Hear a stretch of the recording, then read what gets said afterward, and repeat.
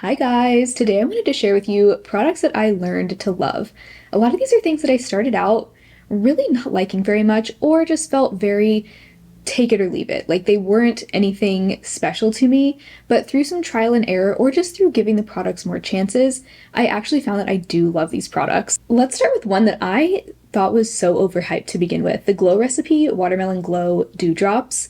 These, at first, I just thought were so overrated. Like, I thought that they were just like any other glowy, serum-y primer, but I actually love these, and I'm not usually a glowy primer kind of person, but there is something special about these. It really does act almost like a gripping primer in a way, and it gives you that beautiful glass skin glow without being greasy or like slippy on the skin at all. I think, I don't love the feeling of like a really slippery, oily, greasy kind of primer on my skin. I don't usually feel like those play well with foundations either, but there is something magical about this. It really is like almost more like a gel consistency. The other thing I love these drops for is mixing with complexion products. There was a stretch of time there where I was mixing these with the Kosas concealer to wear as a foundation just about every day back when I was panning that concealer, and that was the most beautiful base combo ever. Like, I kind of miss it. I also really like doing that with the NYX Bare With Me concealer plus this. Also, Nathan, my boyfriend, loves these. He uses it as like a nighttime serum, and when he has these on, I can always tell because his skin looks so good. Like, it just looks so juicy and healthy and glowy. So yeah, we are a Glow Recipe Watermelon Dewdrop household. Another thing, I hated this at first. I was so upset with this product the first time I tried it. I think I did try it out in a testing new makeup video when I first bought it. The Covergirl Simply Ageless Skin Perfector Essence. I know this has been controversial. From what I've gathered, this is one of those things that it takes a few tries to really get the hang of it, and that might sound kind of annoying because it's like, well, does that mean it's like a high maintenance product? Like, do I really want to risk trying something that people have such a hit or miss experience with? I think so. The first time I tried this, I really just felt like it clung to dry patches so badly, and I think I was expecting this to actually be more hydrating than it actually is. This is not that hydrating. It's actually kind of, to me, more of a mattifying skin tint, and this is what I have on today. I'm wearing just about all these products today. And I do have the Glow Recipe Dewdrops on underneath, so you are seeing some glow from that. But this on its own is actually kind of like a soft matte skin tint, which I am all for because there are not enough matte or just like satin matte skin tints out there. Most of them are super dewy, and not everybody wants a super dewy base. So I think this is a beautiful product. Now, the key is, well, there are a couple of keys with this. When you pump it out, the beads kind of start to break apart as they move through the pump. But when you pump it out into your hand, it looks like a completely separated foundation. Like, it looks like there's something wrong with it, but there's not. That's how it's meant to be. The first time I used it, I just pumped it into my hands and then just went straight onto my face and tried to blend it that way. But since then, I've found that it's really imperative to warm it up between your fingers first and break apart those beads to get them fully mixed in with the serum, and then apply it to my face. And for me, my favorite way to apply this, actually same with the other CoverGirl foundation I have, the Clean Invisible Foundation, it applies best with fingers. You don't want to apply it with a sponge because the sponge is just going to soak up all of that. It's kind of like a liquidy, serum-y product. So a sponge isn't going to work well. For me, brushes never or hardly ever work well with foundation. So I just like applying it with my fingers because that really helps to warm it up and really meld it into the skin. The other really important thing with this is to make sure that your skin is well prepped ahead of time. So if you have dry patches, you can still wear this if you have dry patches, but you just want to make sure that you have really adequately moisturized your skin. So making sure you're choosing a really moisturizing sunscreen, or even layering a moisturizer underneath that to just, layer on that hydration. And as long as you do those two things, prep the skin really well and warm this up between your fingers before applying it, this is so beautiful. Now, this is not going to be the kind of thing that gives a ton of coverage. It's really not what it's designed for. I mean, they call it a Hydra Fresh tint, so it is definitely a skin tint, sheer coverage. But the beautiful thing about it is so perfecting. I think the name Skin Perfector is perfect for this. Because it has that kind of matte finish, it really looks just so soft and a little bit blurred on the skin. I really love this. It has grown on me so much. And the other nice thing about it is that it wears really well throughout the day. It stays in place. It doesn't break apart. I think that's kind of a trade-off of a lot of skin tints is they don't really wear that well, or they fade quite a bit throughout the day, but this stays in place. I just love it. I really love it. Really glad I kept giving this more chances because it has grown on me so much. The Essence Brighten Up Banana Powder is another thing I did not get at first. I originally bought this to use as an under eye setting powder. I tend to specifically think of banana powders as under eye powders because the yellow undertone is supposed to kind of counteract dark circles. So when I bought this and first used it as an under eye powder, I hated it. First of all, it's very firmly pressed. So I felt like I would have to really pick up a ton of powder on my brush to really get an even layer on my under eye. And when I did that, my under eyes would just look so bright, just over the top, way too bright. But one of you said that you really like using this as a face powder and specifically to soften the look of blush if the blush ends up too harsh or patchy. Going over it with this powder really helps to blur it and blend it out. And I am so glad that you commented that, whoever it was, because I was ready to give up on this powder. I just didn't think I would like a banana powder on my face, but this is a very subtle banana color, and really what this is a translucent setting powder. That's how I think of it. And I guess the way I apply powder to my face is different than how I apply it to my under eyes because I didn't find it too bright at all on the face. Probably because I'm using a larger brush, it's not quite as targeted of an area, and I'm doing a more diffused application. So I really love this as just an all-over face translucent powder. I still think I like my Covergirl Clean Fresh pressed powder a little bit better. If I'm going to choose a drugstore pressed powder, that's probably the one I would continue repurchasing over this one. But I'm really glad that I found a way to make this work for me because at first I was like, I just don't get it. Once again, I'm really glad I didn't give up on this because now I have found a way that I really like using it. Next up is what I have on my lips and cheeks today. This is the Milk Makeup Lip and Cheek in Werk. When I first got this, I didn't actively dislike it, but I definitely felt like I didn't really understand why these stick blushes were so popular. But this has really grown on me, and I think it's largely due to the shade. I love this shade so much. This is like the perfect blush shade for me. It's like this beautiful nude apricot color. It's just the perfect mix of undertones. I could wear this color every single day. I think my main criticism of this at first was that it's a little bit too stiff, so you do have to pick it up on a brush and then apply it to your cheeks. But I've just kind of come to accept that that is going to be the way most stick blushes are, as much as I do think if a product's going to be formulated into a stick format, you should just be able to swipe it on and blend it out with your fingers or a brush. But unfortunately, that's just not how the majority of these products work. And it really doesn't take that much extra effort to pick it up on a brush first. It doesn't take any more effort than it would to pick it up from a compact.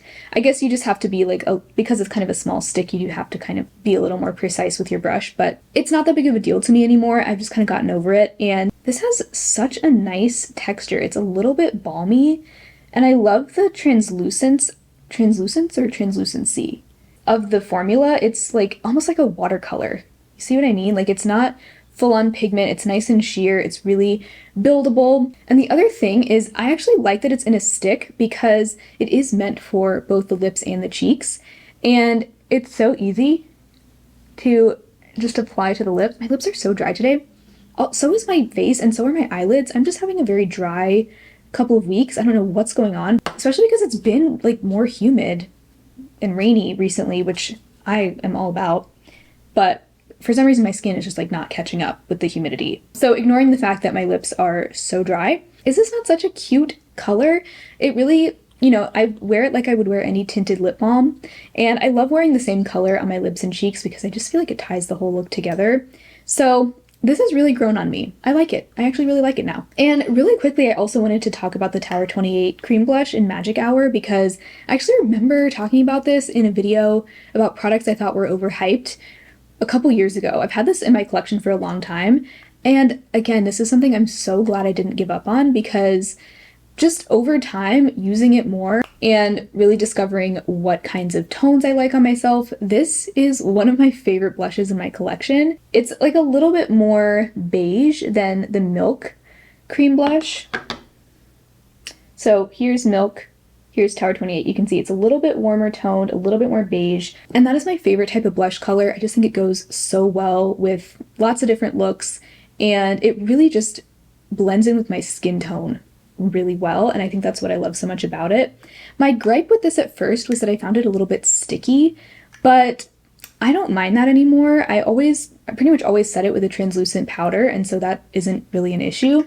It's not balmy at all, but I really like the kind of emollient texture that this has because it just like melts into the warmth of your skin and blends so quickly. It's not as sheer as the Milk Cream blush. It is a little bit more opaque, but I really don't mind that because the color is so perfect and it's not too dark of a color for me. So yeah, every time I wear these, I'm like, wow, my blush looks great today. Another thing I was so disappointed in the first time I tried it was the e.l.f. No Budge Cream Eyeshadow. I had such high hopes for this because I love the e.l.f. No Budge Cream Shadow Sticks. This is the shade Wildflower, such a beautiful pastel lavender shade. But the problem that I had with this was that it creased on my eyes really badly. It definitely didn't live up to the No Budge name, even on top of an eyeshadow primer, which is pretty unusual for me. I do think that my eyelids are now more prone to creasing than they were a few years ago. I mean, they've always been, even when I first started wearing makeup, like in high school, I had very creasy eyelids. Like they would just crease so quickly. I don't know, even though my face isn't that oily, my eyelids are oily. And I also have somewhat hooded eyelids. So product just gathers in those creases. And I've even started to notice that sometimes my Milani eyeshadow primer doesn't cut it, which like even with powder eyeshadow sometimes. So I'm figuring that out. But anyway, some of you suggested trying this as a base under powder shadows. And I was really happy to find that that did really pretty much completely eliminate the creasing problem. I still also layer an eyeshadow primer underneath, but I've also started doing that with any cream shadow, even like the e.l.f. No Budge shadow sticks. I used to be able to get away with not wearing eye primer under those, but lately I just feel like I need that extra layer of protection. And I found that when I want this to be my standalone shadow, what I did today was I just layered some translucent setting powder on top of this. So I didn't even have to pull in other shadows. And so yes, I am having to take an extra step, but it really doesn't take that much time to just dust a little bit of powder on top. And I'm really happy to be able to use this now because I love the color so much.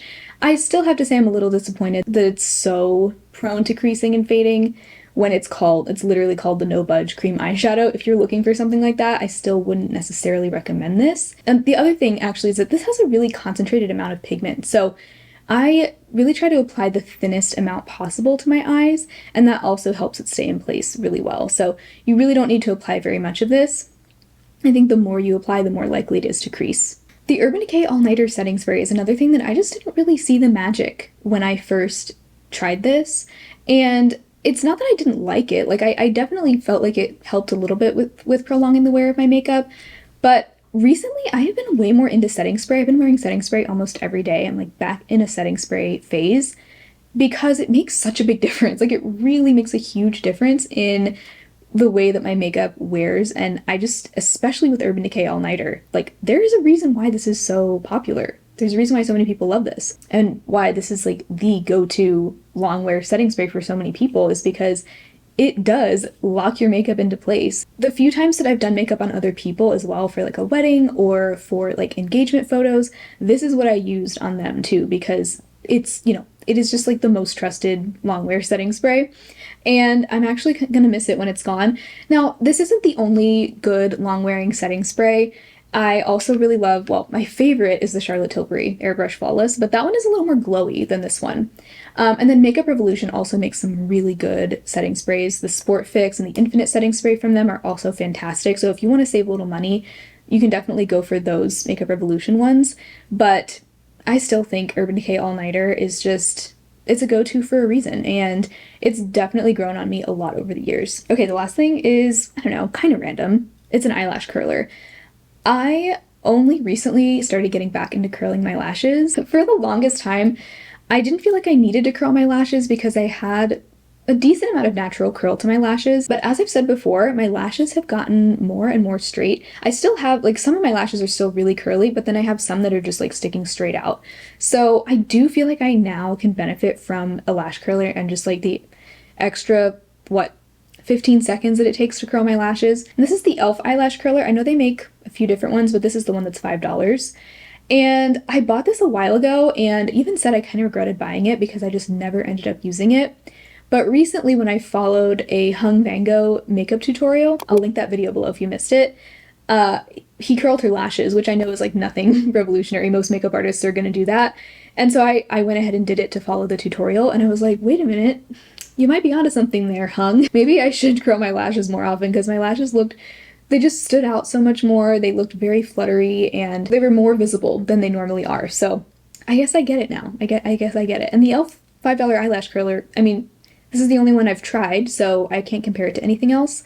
But I do think this is a good one if you're just wanting to start out, experiment with curling your lashes, and you don't want to spend a ton of money. I think this one's really good.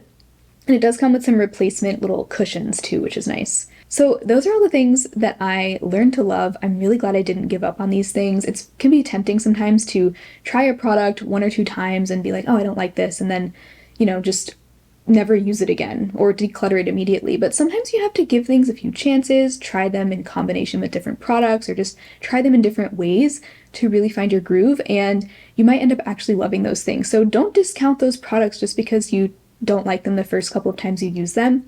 Keep trying them, keep finding ways to make them work so that you don't have to waste your money. Let me know down below in the comments if you have any products like this that you learn to love over time. If you're enjoying my channel, I would love to invite you to check out my Patreon or channel membership. It's as little as $2 a month to join. You can pledge more than that if you would like, but no matter how much you pledge, you get the same perks as everyone else, which is an extra vlog and makeup video every month.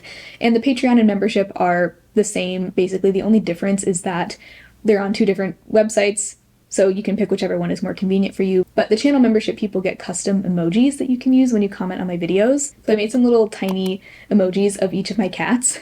They're so cute, if I do say so myself. And as always, a huge shout out to all of my current patrons and channel members. You guys are the best. Thank you so much for your support. And thank you all for your support in watching today's video, leaving a thumbs up, commenting, subscribing. All of that helps me out immeasurably. So thank you so much. I hope you all have an amazing rest of your day, and I'll talk to you very soon. Bye!